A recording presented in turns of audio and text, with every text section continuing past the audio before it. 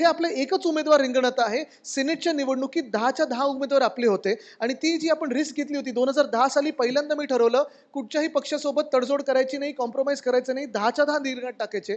त्यावेळी 8 जिंकून आणले, मागच्या वेळी 10 जिंकून आले. ती आपली जी तयारी होती, अशी तयारी होती आणि ती निवडणूक तर तुम्हाला सांगतो पोतनी साहेब तुम्हाला माहिती आहे आपला पालघर जिल्हा, मुंबई, उपनगर आणि शहर, कल्याण डोंबिवली, ठाणे, रायगड, रत्नागिरी, सिंधुदुर्ग 12.5 लोकसभा ह्याच्यात येतात. आणि 12.5 लोकसभेत जाऊन आपण वेगळे सगळ्यांना प्रत्येक लोकसभेला वेगळं कॉम्बिनेशन देत असतो. म्हणजे कुठेतरी 5-4-3-2-1, कुठे 1-2-3-4-5, काही ठिकाणी 3-5-3-2-1 वगैरे असं वेगळं देत असतो. पण ते सगळं आपण चोखपणे केल्यामुळे 10च्या 10 जिंकून आल्या. ह्यावेळी तर काम सोपं आहे. आपल्याला फक्त आणि फक्त मुंबई आहे, उपनगर आणि शहर.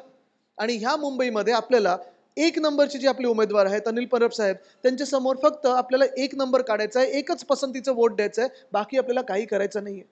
यावेळी ना ईव्हीएम आहे, ना व्हीव्हीपॅट आपल्याला बघायचं आहे, ते बटन दाबायचं असं काही नाहीये. आपल्याला 1 नंबर बरोबर त्या बॉक्समध्ये काढायचा आणि 1 नंबर जर आपण काढलं तर 100% आपला विजय हा पक्का झालेला असेल.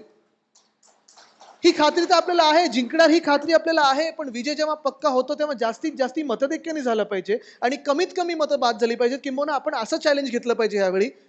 कदाचित वेगळे लोक तुम्हाला वेगळी चॅलेंजेस देतील.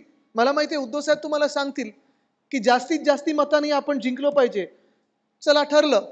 इथे अनिल परबजी तुम्हाला सांगतील की आपलं मतदैक्य जास्तीत जास्त पाहिजे. चला डन. मी तुम्हाला एक चॅलेंज देत आहे की त्या दिवशी जेव्हा काउंटिंग होईल तेव्हा सर्वात कमी मतं आपली बाद झाली पाहिजेत. ह्याचं चॅलेंज तुम्ही आता घेतलं पाहिजे.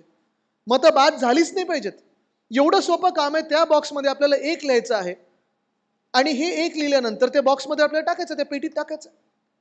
पण हे जर आपण काम पूर्णपणे जर पाळलं तर आपले जे यंत्रणा प्रमुख आतापर्यंत आलेले आहेत, जिंकत आलेले आहेत, म्हणजे दुसऱ्यानं जिंकवलेलं आहे